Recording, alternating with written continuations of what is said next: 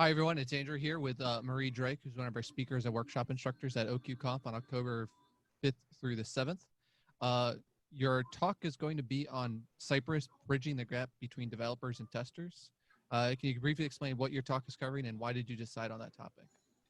Yep. So the talk mainly is about talking, what Cypress is, what it can offer, and why it's currently one of the popular, testing tool among, developers as well as testers within the JavaScript community, and mainly how it can help bridge the gap between developers and testers, because it's actually helping developers to convince them to write automated tests, so the responsibility is not just within us testers.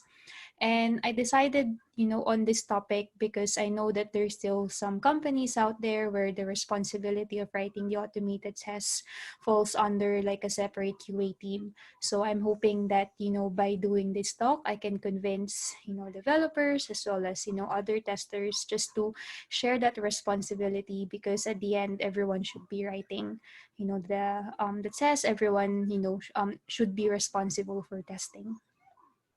That's a great reasoning. What is a mistake that you see a lot of teams making in terms of testing? Yeah.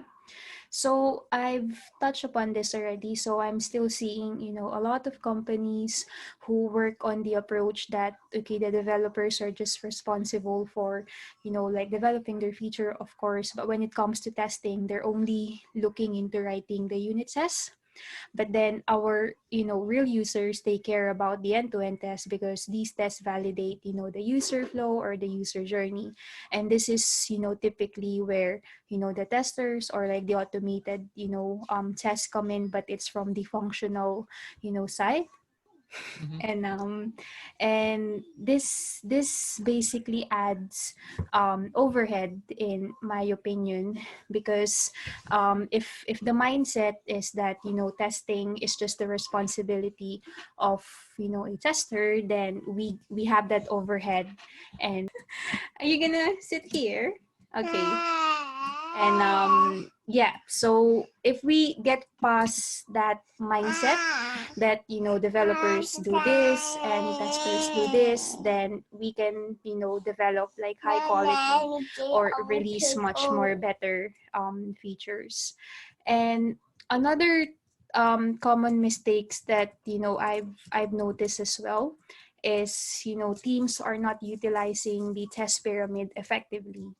And one of the things that, okay, we have this great tool called Cypress, but one of the things that I still want, people to stop doing is to just focus on the unit as well as the like the UI. So we end up with this really imbalanced test pyramid. Mm-hmm. And I think there's great value in making sure that we know which level we can write our tests, and our tests will become faster and will become less flaky. And I just wish that more teams start looking into this more.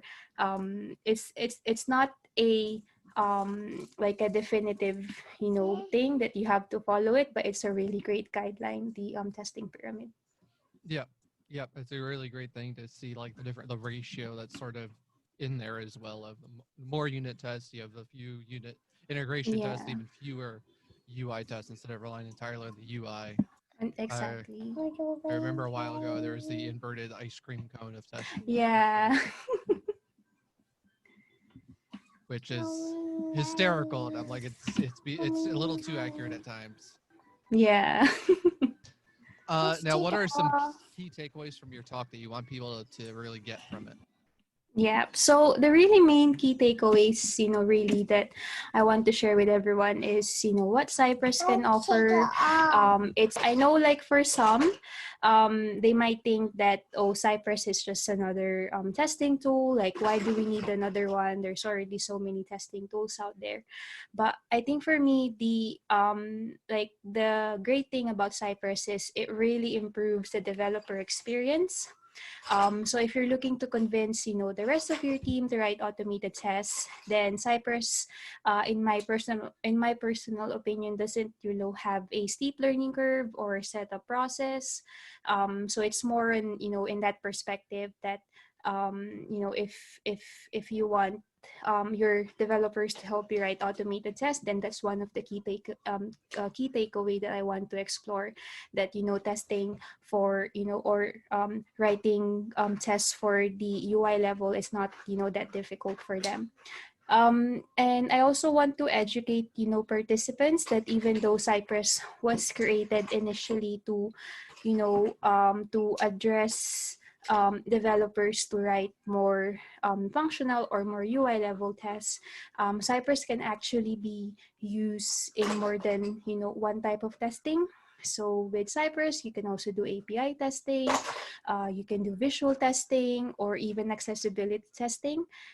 There's so many great plugins out there that you can share with your team. So I hope that by listening to this talk, then I can share what kind of plugins and like how easy it is to do all those other types of testing activities as well. Mm-hmm. It helps definitely bridge the thing that you say most companies doing the biggest mistake of keeping things separate, and this is definitely trying to bring it together. Yeah. Excellent. What caused you to want to share your experience at OQConf? Yeah, so it's mainly really, to give back to the community and to share my learnings as well.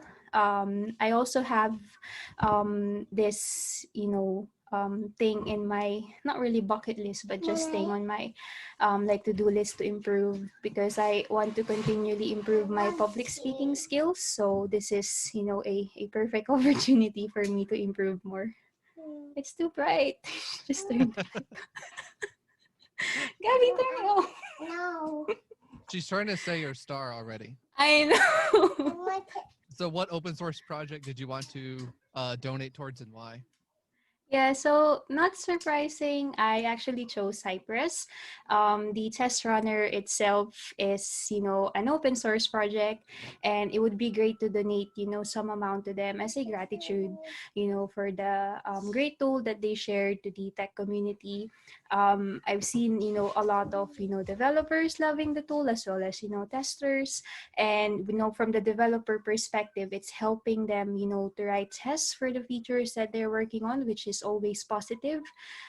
Because as I mentioned a while ago, it's always great when everyone is responsible for testing.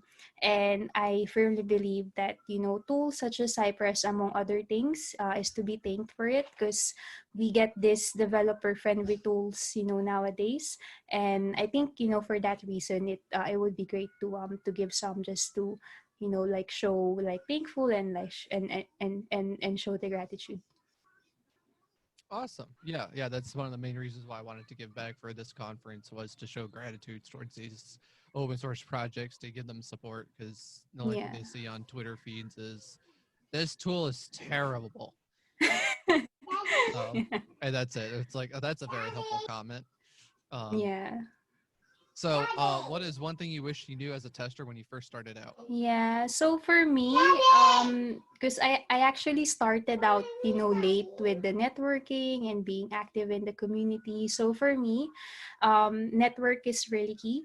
You don't have to be, the greatest tester. You don't have to, be like have the amazing technical skills. What's actually better, in my opinion, is if you network with other professionals in the industry, and just continually learn from them. I started out, late. I've only been really involved with the community like a year, and a half. So if I could, rewind time, my advice for my younger self is to, socialize more, attend meetups, and learn from different people. Mm-hmm. Oh yeah, that's definitely great. That's one of the things I miss in in-person conferences, is you get to network a bit better than you do Yeah. remotely. Remotely, you can reach a larger audience, but at the same time, you don't, and you have more opportunities, but it's different than in Yeah. person. But yeah, definitely, if the more you grow your skills, also by attending a conference, it's a great way to learn different new things. Yeah, definitely. Thank you, Marie Drake.